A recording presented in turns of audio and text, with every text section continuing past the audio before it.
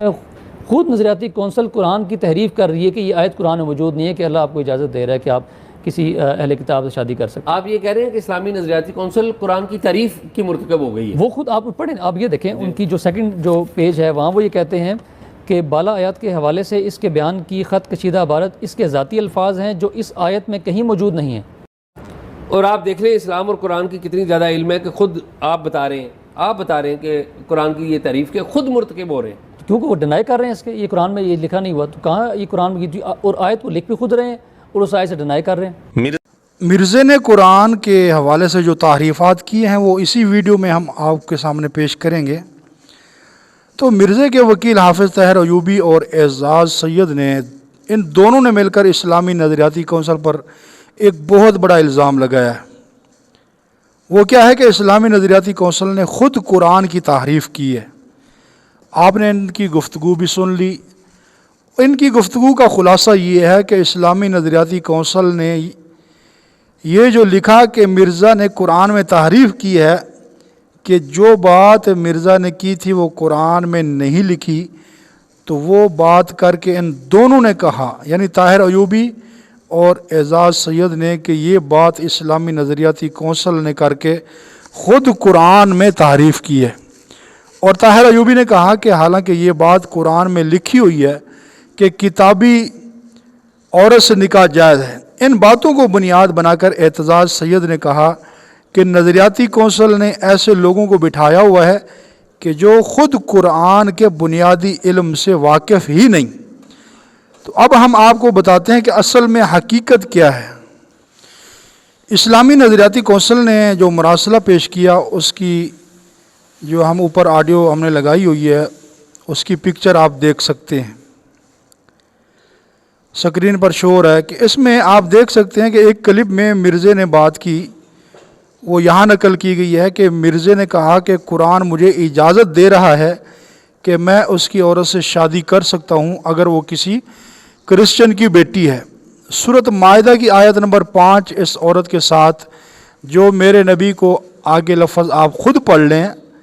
مرزے نے کہا کہ جو میرے نبی کو ایسا سمجھتی ہے، قرآن مجھے اجازت دے رہا ہے کہ میں اس کے ساتھ شادی کر سکتا ہوں۔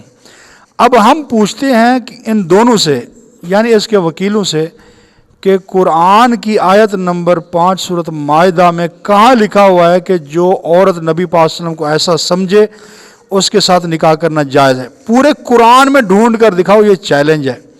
تو اسلامی نظریاتی کونسل نے لکھا کہ یہ جو لفظ دجال کا بولا ہے یہ مرزے کے اپنے ذاتی الفاظ ہیں، تو اس میں آیت میں کہیں بھی یہ لفظ موجود نہیں ہے، تو یہ مرزے کے ذاتی الفاظ ہیں، اس لیے مرزے کے یہ الفاظ قرآن کی بے حرمتی اور تحریف ہے اور توہین رسالت کو بھی مستلزم ہے۔ یہ دونوں وکیل طاہر ایوبی اور اعتزاز سید کیا دھوکہ دے رہے ہیں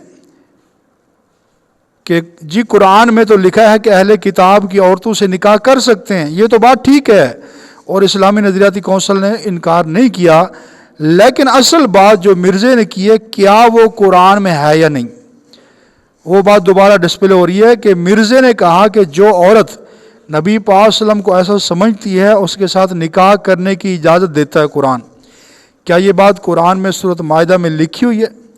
کتنا بڑا دھوکہ کر رہے ہیں یہ لوگ اور کتنا بڑا دجل کر رہے ہیں صرف مرزے کو بچانے کے لیے۔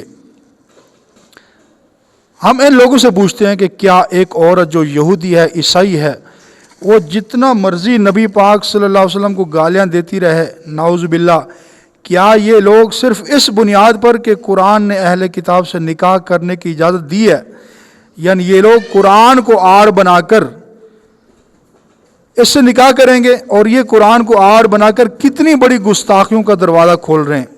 حالانکہ یہ دو الگ باتیں ہیں، ایک ہے کہ نبی پاک صلی اللہ علیہ وسلم پر ایمان نہ لانا، اور یہ ہے کہ نبی پاک صلی اللہ علیہ وسلم پر ایمان بھی نہ لانا اور گستاخی کرنا۔ تو ایسی عورت تو زندہ رہنے کے قابل بھی نہیں ہے، بجائے اس کے کہ نکاح کیا جائے۔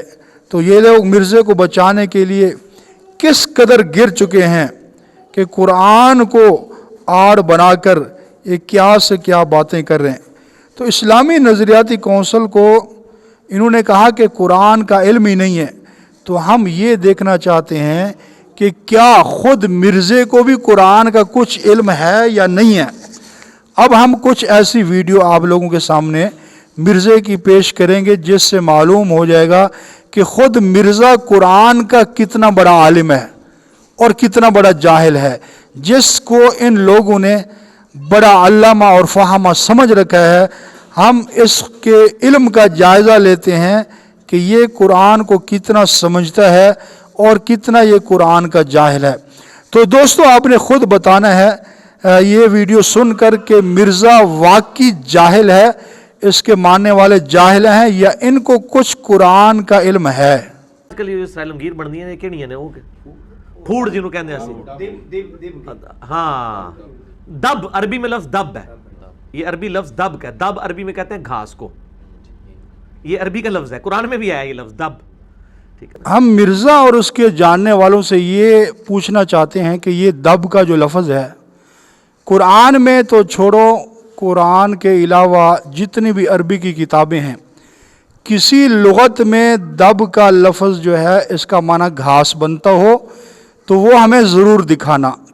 تو کیا قرآن کے اندر یہ لفظ ہے بھی نہیں نہ احادیث کے اندر، تو کیا یہ قرآن میں تحریف نہیں ہے؟ خود ہی سوچیں۔ بات ہے جی، قرآن تو ایسا نہیں کہتا۔ قرآن تو یہ کہتا ہے کہ اگر آپ کا کسی قوم کے ساتھ معاہدہ ہے اور اس کافر قبیلے نے مسلمانوں کو قتل کر دیا ہے تو آپ ان کے ساتھ معاہدہ نہیں توڑیں گے۔ چند مسلمانوں کے پیچھے آپ سارے مسلمانوں کو تو نہیں اسٹیک پہ لگائیں گے۔ سورہ نساء پڑھ کے آپ دیکھ لیں، ان لوگوں نے قرآن نہیں پڑھی۔ مرزا اور اس کی ذریت سے ہم یہ پوچھنا چاہتے ہیں کہ سورۃ نساء کو تو چھوڑو، پورے قرآن کے اندر کہیں بھی ہمیں یہ دکھا دیں کہ جس میں اللہ جل شانہ نے مسلمانوں کو کہا ہو، فرمایا ہو کہ جس کسی کافر قوم سے تمہارا معاہدہ چل رہا ہے اور وہ تمہارے مسلمانوں کو قتل بھی کر دیں پھر بھی تم ان سے معاہدہ نہیں توڑ سکتے، ان سے معاہدہ کر کے رکھو۔ تو یہ مرزا اور اس کے جاننے والوں کو چیلنج ہے کہ پورے قرآن کے اندر تم یہ بات ثابت کر کے بتاؤ یار، یا قرآن کے اندر یہ تحریف نہیں ہے کہ پورے قرآن کے اندر ایک بات نہیں ملتی، اور پھر مرزا کتنی ڈھٹائی سے اور جرأت سے لوگوں کو بے وقوف بنایا جا رہا ہے۔ اللہ حفاظت فرمائے۔ قرآن میں اللہ کے بعد سب سے زیادہ نام جس کا ہے وہ شیطان ہے، کسی پیغمبر کا بھی نام نہیں 3 دفعہ آیا۔ ہاں سارے پیغمبروں کے نام جمع کریں نا، جتنی دفعہ ریپیٹ ہوئے ہیں اس سے زیادہ شیطان کا نام آیا ہوا ہے، تو آپ کو نکال سکتا ہے اس کو۔ جی مرزے کے بقول قرآن کے اندر سب سے زیادہ جو نام آیا وہ شیطان کا ہے، کسی پیغمبر کا بلکہ تمام پیغمبروں کا نام جمع کرو تو اتنا دفعہ نہیں آیا جتنا شیطان کا تذکرہ آیا ہے۔ تو قرآن کے اندر شیطان، شیاطین اور ابلیس یہ 3 جو نام آئے ہیں۔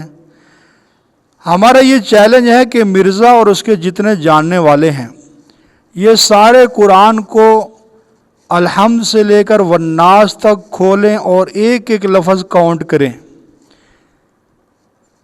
صرف حضرت موسیٰ علیہ السلام کا ذکر ان تینوں الفاظ سے کہیں زیادہ ہے، شیطان، شیاطین اور ابلیس سے۔ باقی انبیاء کو تو چھوڑو، صرف حضرت موسیٰ علیہ السلام کا ذکر قرآن میں شیطان، شیاطین اور ابلیس کے لفظ سے کئی مرتبہ زیادہ آیا ہے۔ تو یار یہ قرآن کے اندر تحریف نہیں ہے؟ اور میں جاننا چاہتا ہوں، ان لوگوں سے پوچھنا چاہتا ہوں جو مرزا کی تابعداری کرنے والی ہیں اور جو مرزا کے ماننے والے ہیں اور اس کو بہت بڑا عالم سمجھنے والے ہیں، کہ خدا کا خوف کرو۔ یہ ویڈیو سننے کے بعد مجھے کمنٹ میں ضرور بتانا کہ کیا مرزے کی جہالت کی کوئی حد ہے کہ قرآن کے اندر تحریف کیے جا رہا ہے اور مسلمانوں کو بے وقوف بنا رہا ہے۔ تو ناظرین یہ 3-4 ویڈیو میں نے آپ کو دکھائی ہیں، آپ خود ان کو دیکھ کر فیصلہ کر سکتے ہیں کہ مرزا کتنا بڑا عالم ہے اور کتنا بڑا جاہل ہے۔ اللہ ہم سب کو اس کے فتنہ سے بچائے۔